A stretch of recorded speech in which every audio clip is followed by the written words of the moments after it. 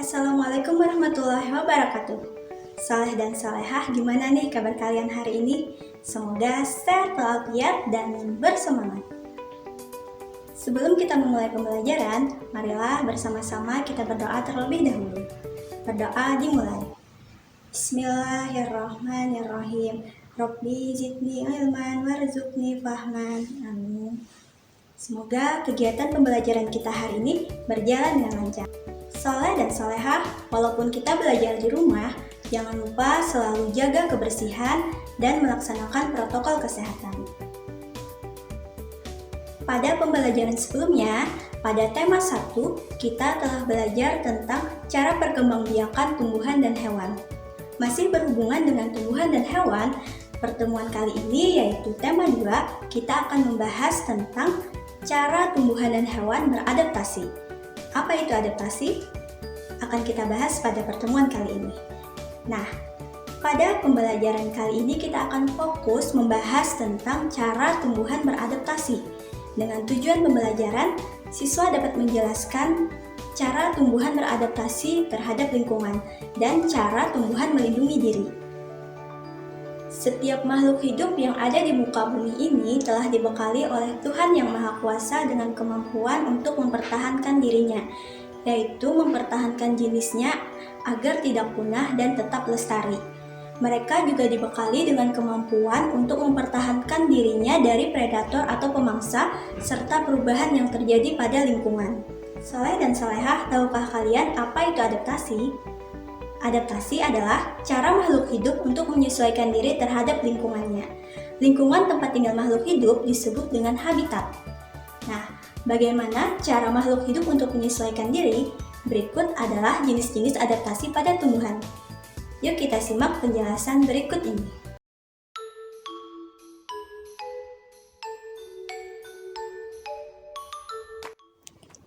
Adaptasi tumbuhan terhadap kondisi lingkungan terbagi menjadi lingkungan kering atau xerophyt, lingkungan kadar garam tinggi atau halophyt, lingkungan air atau hidrofit, lingkungan lembab atau hygrofit, serta lingkungan miskin nitrogen.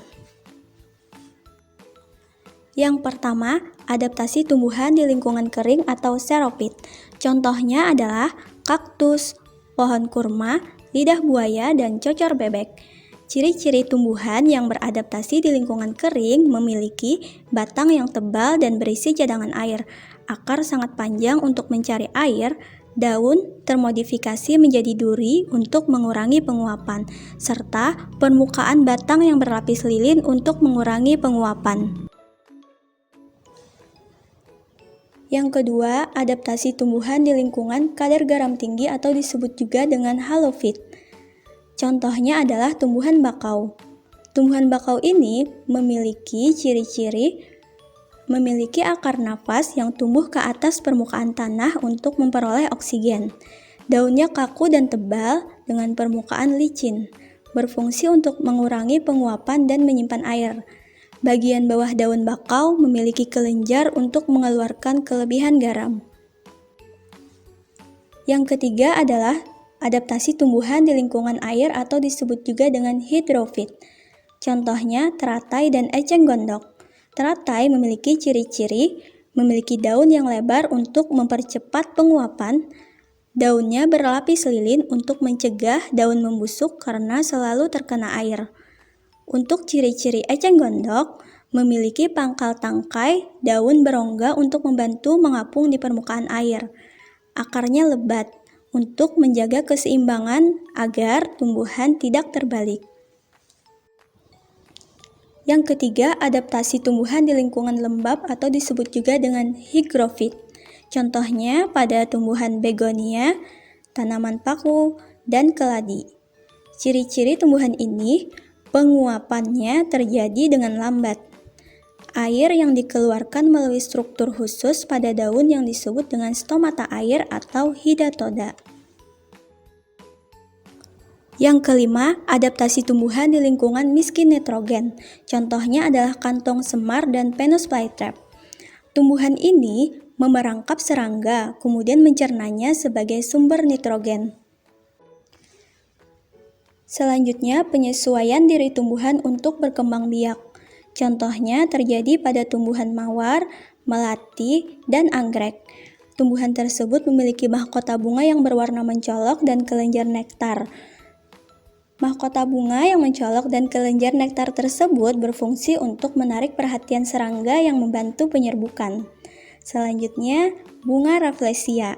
Bunga tersebut mengeluarkan bau busuk untuk menarik perhatian serangga yang membantunya melakukan penyerbukan. Selanjutnya, bunga dandelion. Bunga ini benih sekaligus buahnya berbentuk seperti serabut halus yang membantunya mudah terbawa angin. Di mana terjatuhnya serabut halus itu, maka disitulah tumbuh benih bunga dandelion. Adaptasi selanjutnya yaitu cara tumbuhan melindungi diri.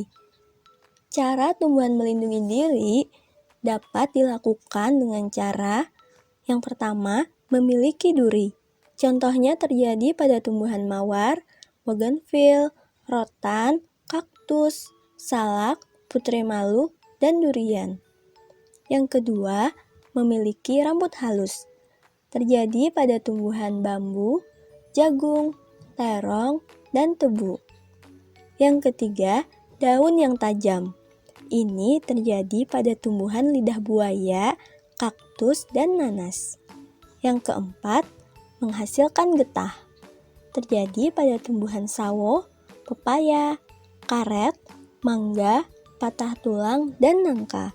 Yang terakhir, menghasilkan racun. Nah, ini terjadi pada tumbuhan buah jarak dan kecubung.